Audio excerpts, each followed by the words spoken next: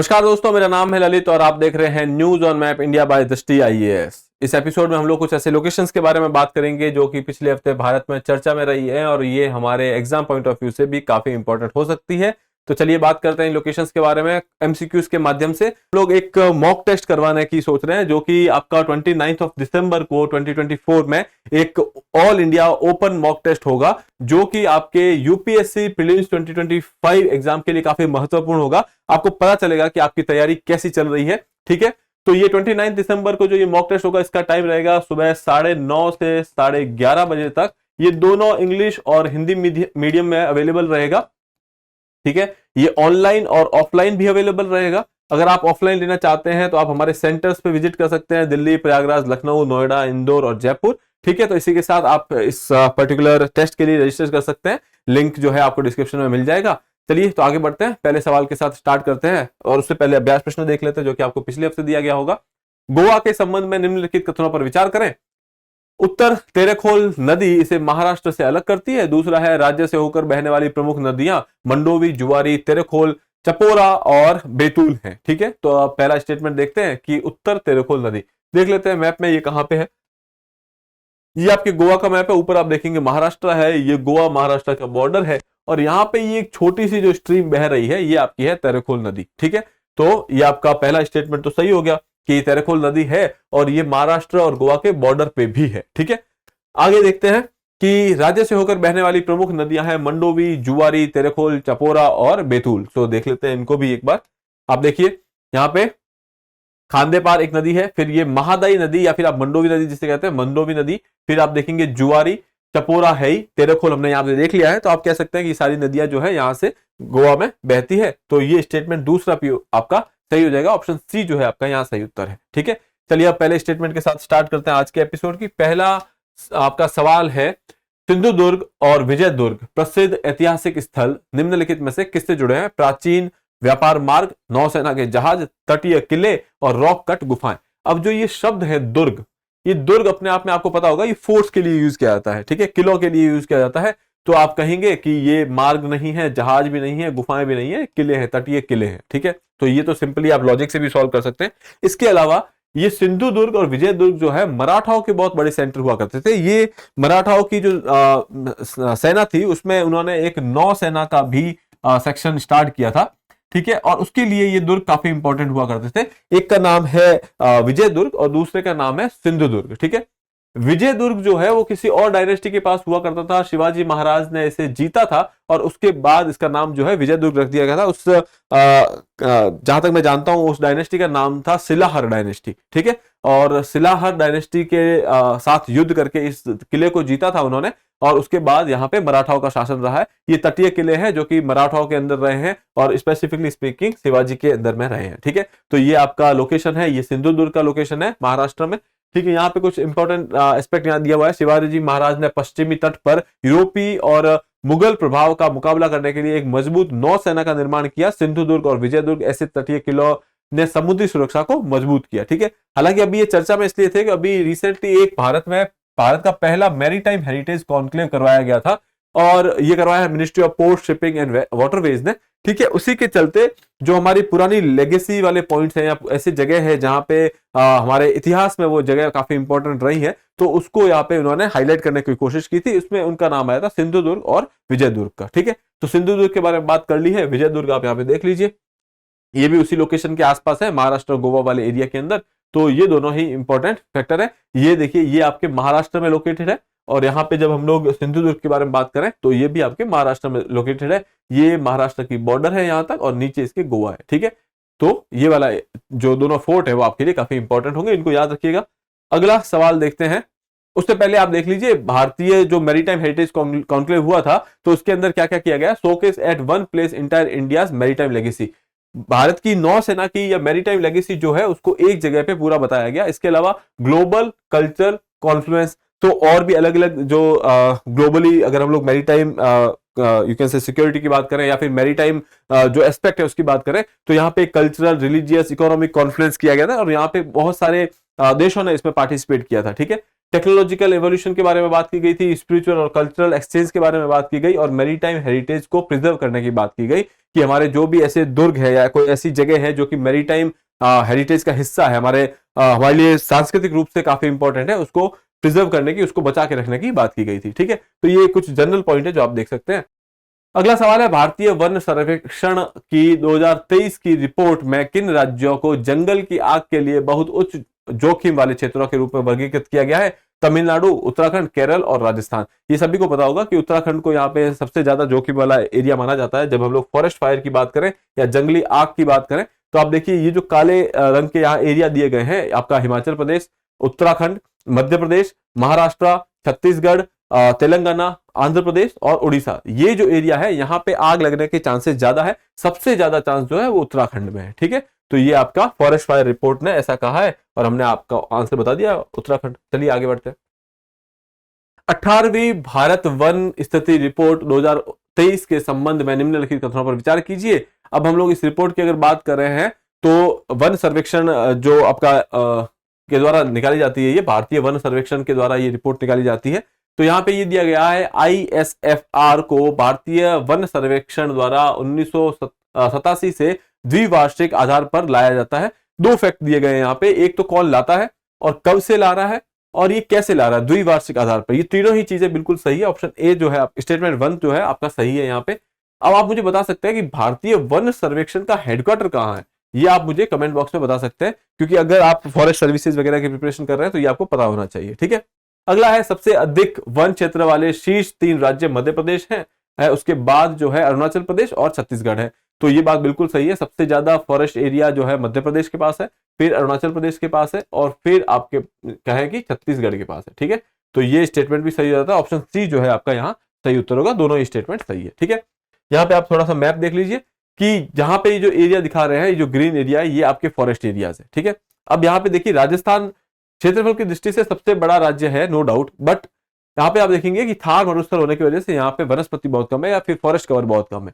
यहाँ देखिए मध्य प्रदेश जो है दूसरा सबसे बड़ा राज्य है और यहाँ पे आप पाएंगे कि अच्छी खासी फॉरेस्ट कवर है। ठीक है, तो मध्य प्रदेश तो सबसे ज्यादा, फिर यहाँ अरुणाचल प्रदेश भी है जहां पे अच्छे खासे जंगल पाए जाते हैं।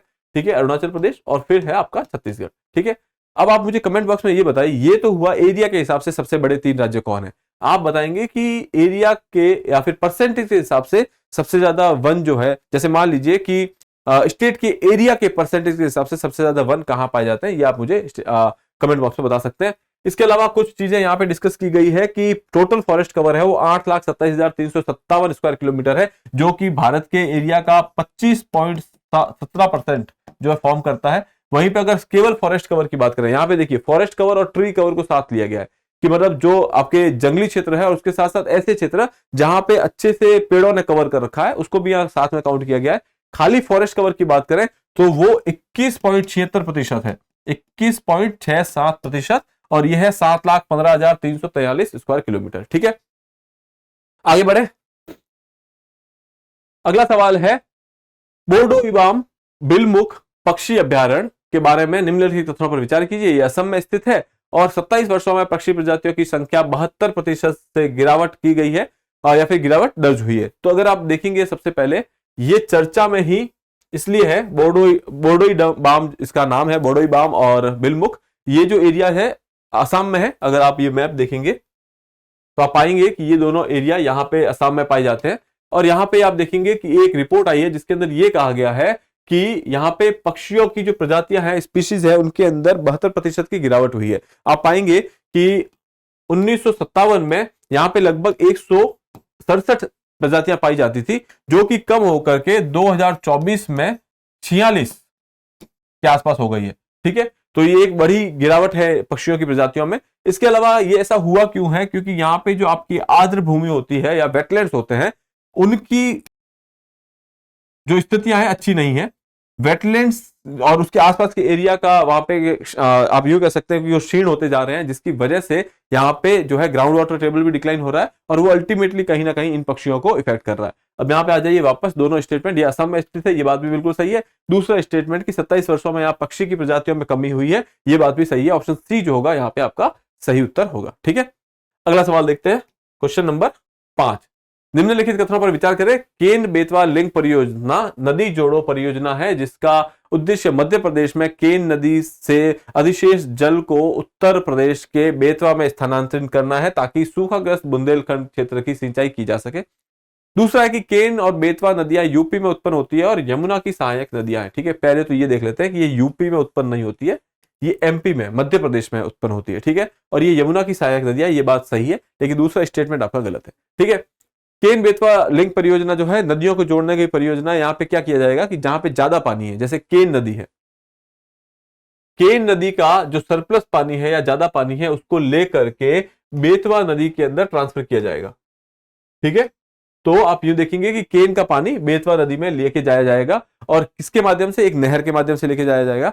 तो यही योजना है। ठीक है, इससे दो, उत्तर प्रदेश और मध्य प्रदेश दोनों को फायदा होगा, लेकिन स्पेशल तौर पे अगर देखें तो बुंदेलखंड क्षेत्र में सिंचाई की यू कैन से जो समस्या है उसका समाधान किया जाएगा। ठीक है, तो अभी ये चर्चा में इसलिए था कि अभी हाल ही में प्रधानमंत्री ने इसके जो प्रोजेक्ट की नींव रखी है, तो उसकी वजह से ये चर्चा में था। ठीक है, अब आकर के एक बार देख लेते हैं इसका मैप। तो पहला स्टेटमेंट सही है, दूसरा गलत है। ऑप्शन ए जो है आपका सही उत्तर होगा।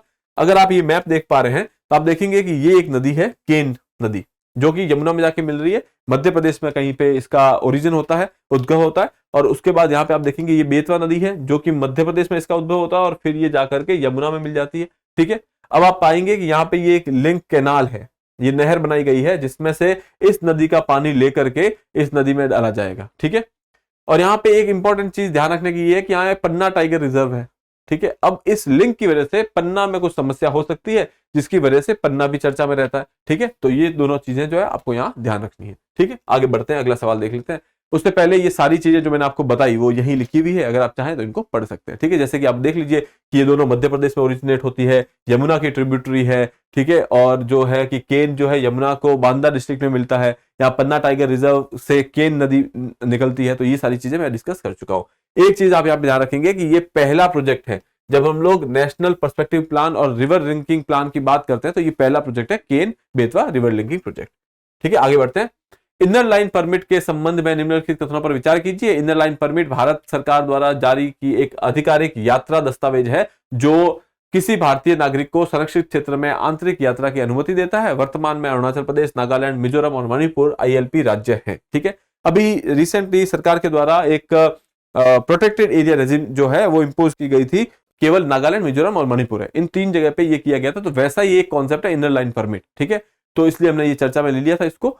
इनर लाइन परमिट भारत सरकार के द्वारा जारी किया हुआ एक आधिकारिक यात्रा दस्तावेज है, ये बात बिल्कुल सही है। ठीक है, दूसरा है कि ये अरुणाचल प्रदेश, नागालैंड, मिजोरम और मणिपुर में जो है इंपोज किया गया, ये बात भी सही है। तो ऑप्शन सी जो है आपका सही उत्तर होगा, दोनों ही। ठीक है, आप यहाँ पे इस मैप में देख लीजिए, जब हम इनर लाइन परमिट की बात करते हैं तो अरुणाचल प्रदेश, नागालैंड, मणिपुर और मिजोरम ये सारे एरियाज में है। अदर देन दैट एक चीज आप ध्यान रखेंगे कि अगर हम लोग प्रोटेक्टेड एरिया रेजिम की बात करते हैं तो अभी हाल ही में मणिपुर, मिजोरम और नागालैंड, इनमें पूरी तरीके से इसको लागू कर दिया गया था। 2010 के बाद कुछ कुछ जगह पे इनको रिलैक्सेशन दी गई थी कि कुछ एरियाज है जहां पे आप बिना इस परमिट के जा सकते हैं। लेकिन अभी फिलहाल क्योंकि म्यांमार से इलीगल इमिग्रेशन हो रहा है, आपको पता होगा म्यांमार में एक गृह युद्ध चल रहा था, उसकी वजह से काफी लोग भारत की तरफ आए, तो ये इलीगल इमिग्रेशन ना हो उसके लिए इन्होंने, ये देखिए, ये आप तीनों ही जो राज्य है ये म्यांमार के साथ यहाँ पे बॉर्डर साझा करते हैं। यहाँ पे आप देखेंगे ये पूरा बॉर्डर जो है ये म्यांमार का है। ठीक है, तो जब हम लोग म्यांमार के साथ बॉर्डर साझा कर रहे हैं और यहाँ से लोग अगर आ रहे हैं तो सरकार ने एक यहाँ पे प्रोटेक्टेड एरिया रेजिम लगाई है, जिसकी वजह से जो फॉरेनर्स है, बाहर के लोग हैं, वो यहाँ पे बिना परमिट के नहीं आ सकते। ठीक है, तो ये बात हो गई इसकी। इसके अलावा यहाँ पे ये किस एक्ट के तहत इनको लाया गया, तो एक ऑर्डर है फॉरेनर्स प्रोटेक्टेड एरिया ऑर्डर 1958 का, उसके ये ऑर्डर है जो फॉरेनर्स एक्ट 1946 के तहत ये ऑर्डर लाया गया था, और इस ऑर्डर के अंदर जो है प्रोटेक्टेड एरिया रेजिम के बारे में बात की गई है। तो ये आप ध्यान रखेंगे। ठीक है, चलिए अंत में आपके लिए एक सवाल है, अभ्यास प्रश्न, रातापानी टाइगर रिजर्व के बारे में निम्नलिखित में से कौन सा कथन सही है या कौन से कथन सही है। यह विंध्य पहाड़ियों के पास स्थित है। अभ्यारण्य में भीमबेटका रॉक शेल्टर शामिल है जो यूनेस्को की विश्व धरोहर स्थल है। दूसरा है कि वर्तमान में यह भारत का 56वां बाघ अभ्यारण्य है। तो आपको इसको अटेम्प्ट करना है, जो यहाँ सही विकल्प है उसका चुनाव करना है। दोनों में से जो भी कथन सही है उनको देखते हुए आपको यहाँ पे सही उत्तर का चुनाव करना है। तो आप इस क्वेश्चन को अटेम्प्ट कीजिएगा और कमेंट बॉक्स में रिप्लाई कीजिएगा। डियर व्यूअर्स, अपने एग्जाम की तैयारी को और बेहतर करने के लिए हमारे चैनल को लाइक, शेयर और सब्सक्राइब करना न भूलें।